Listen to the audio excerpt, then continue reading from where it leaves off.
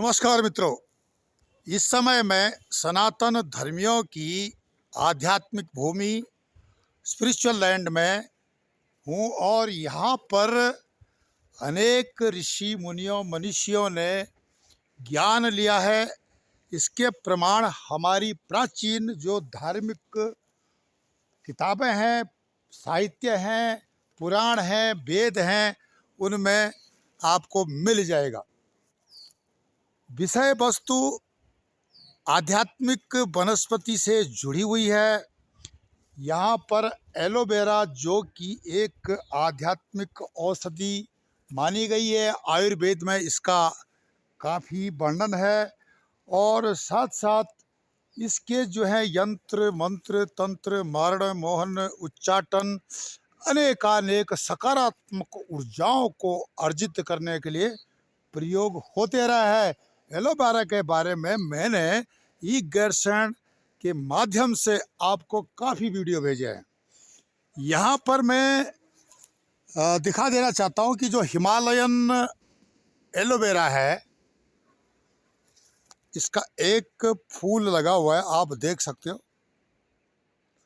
जो कि बहुत बेशकीमती होता है। इसके बारे में मैं अभी विस्तार से आपको बताऊंगा।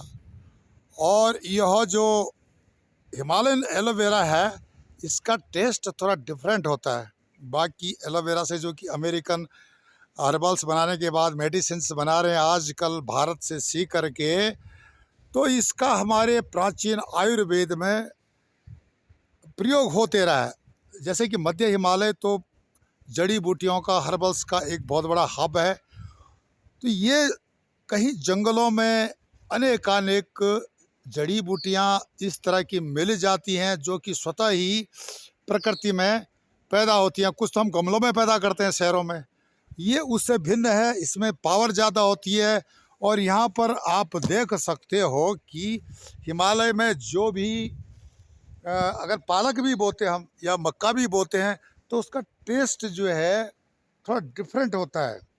इसमें जो है रासायनिक खादों का प्रयोग, पेस्टिसाइड का प्रयोग, इन चीज़ों का, किसी भी जो कृत्रिम रासायनिक चीज़ों का या खादों का प्रयोग नहीं होता है।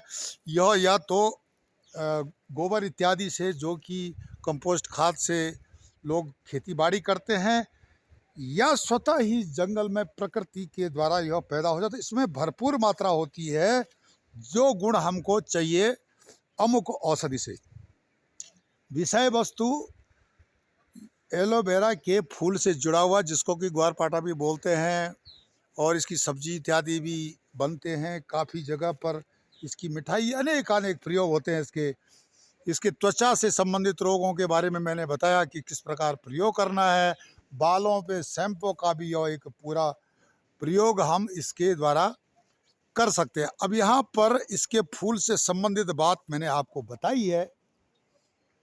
यह फूल बेशकीमती है, बहुत ही जो है लाभदायक है।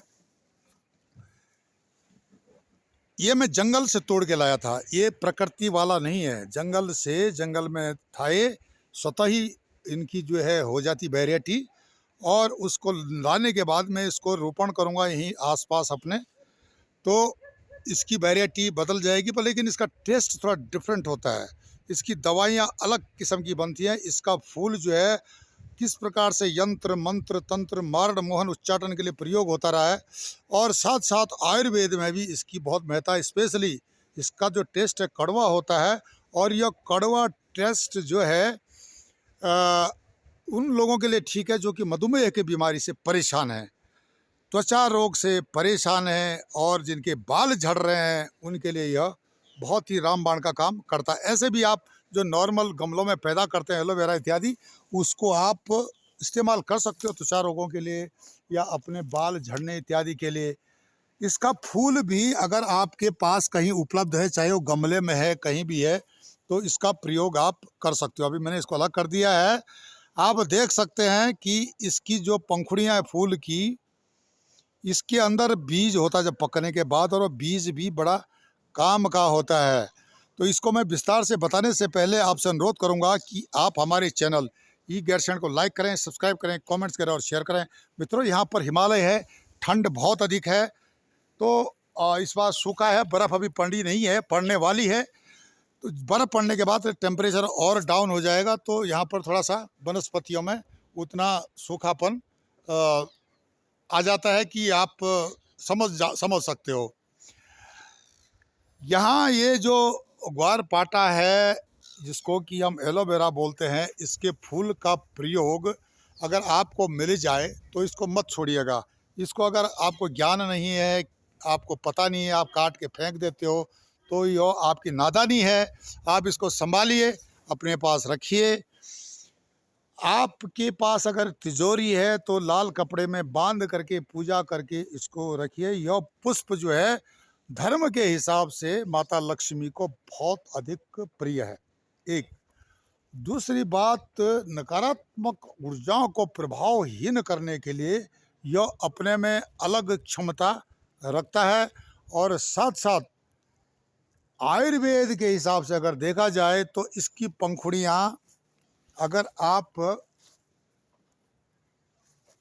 ये पंखुड़ियों को मसल करके आप अगर कहीं पर कटा हुआ है या आपकी त्वचा संबंधित कोई दाग है, उस पर लगा करके इसके लिए बहुत अधिक फायदा देता है, रिकवरी हो जाती है। यहाँ करके आपके पैरों में जिस प्रकार से आप बहुत कीमती जो दवाइयाँ लेते हैं पैरों पर लगाने के लिए, कटे फटे ओंठों पर लगाने के लिए, किसी के ओंठ फट जाते हैं तो उस पर भी आप इसको लगा सकते हैं। यहाँ पर इसके जो है, जो हिमालय में जो मैंने आपको दिखाया, इसके जो अंदर का जो भाग निकाल के बाहर का आपको अलग करना पड़ेगा। इसके पत्ते का छिलका, आउटसाइड की जो लेयर जो ये ग्रीन है, ये अलग करनी पड़ेगी। और अंदर का जो भाग है, जो आपका गुदा मिलते हैं, गुदा बोल सकते हैं, इसको मैंने दिखाया है प्रैक्टिकल करके किस तरह से इसको बनाते हैं। पिछले आप वीडियो में जाकर दे सकते हो ग्वारपाठा एलोवेरा के बारे में। तो जो कि नॉर्मल मिल जाता है, ये विलक्षण है, ये दुर्लभ है, दुर्लभ प्रजाति का जो एलोवेरा है। तो इसमें और उसमें फ़र्क है थोड़ा सा। इनका जो प्रयोग त्वचा रोगों के लिए, बाल झड़ने के लिए बिल्कुल रामबाण का काम करता है।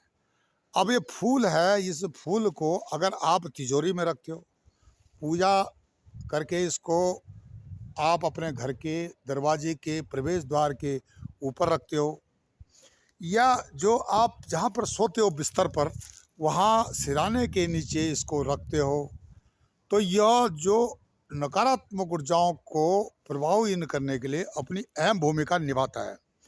अगर आपको कोई यंत्र मंत्र तंत्र मारण मोहन उच्चाटन का शक है, अगर आप मानते हो और होता तो है, कॉस्मोलॉजी पढ़िए। कॉस्मोलॉजी से आपको पता चल जाएगा कि यंत्र मंत्र तंत्र मारण मोहन उच्चाटन होता है या नहीं। तो गूगल में जाइए, कॉस्मोलॉजी के बारे में जाइए। जो कॉस्मोलॉजी की वेव्स होती, कॉस्मिक वेव्स होती हैं, वो किस तरह से ट्रेवल करते हैं, तो इसके अंदर भी कॉस्मिक वेव्स है।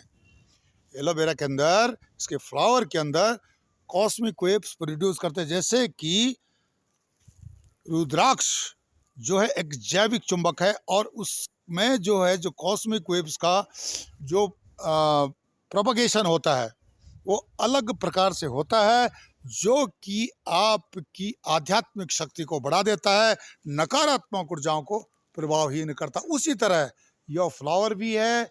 इसके जो बीज निकलते हैं, और बीज निकलते हैं, अगर किसी बंदे को हवा लग गई है या कहीं कोई अजीब सी हरकतें कर रहा है, इसको बीज को अगर आप अलग आपने कलेक्शन किया है, इसका कलेक्शन करने का अलग तरीका होता है बीज का। जब ये पक जाता है तो पॉलीथीन से इसको कवर करके आप कलेक्ट कर सकते हो। ऐसा कुछ नहीं, नीचे से कुछ ऐसा मैनेज करना पड़ेगा आपको कि फूल को नुकसान ना हो और ये इसके बीज कलेक्ट हो जाए। तो उसके सिर में अगर आप डाल देते हो उस बीज को, तो वो इस प्रकार की हरकतें करना बंद कर देगा। जो नकारात्मकता है उसकी स्वतः ही समाप्त हो जाएगी। इसमें ये पावर है। अब यह किस तरह काम करता है, इसके लिए कॉस्मोलॉजी जो प्राचीन आध्यात्मिक विज्ञान है वही बता सकता है। मॉडर्न साइंस की पकड़ से यह बाहर है। वो सीधा इसको नकार देते हैं, बोलते हैं ये तो एक अंधविश्वास है। पर लेकिन ये आप प्रैक्टिकल करके इसको देख सकते हो। इसलिए इस फूल का जो बीज है, जो बीज बनता है, बेश कीमती है। आप इसको आजमा कर देख सकते हो।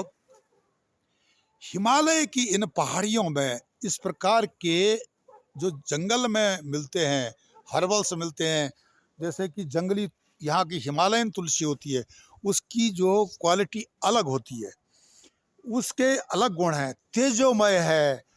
इस तरह दारू हल्दी है।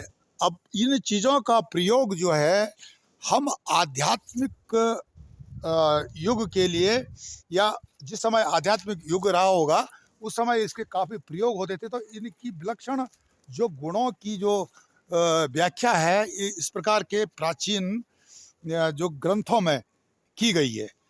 आप इसमें भी कॉस्मोलॉजी भी इस चीज़ को मानता है।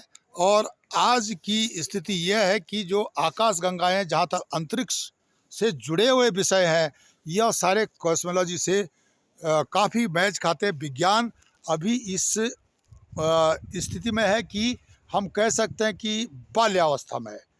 अब जब बाल्यावस्था में मॉडर्न साइंस है कॉस्मोलॉजी के बारे में, तो इन फूलों के बारे में या वनस्पति के आध्यात्मिक प्रभावों के बारे में वो नहीं बता सकता है।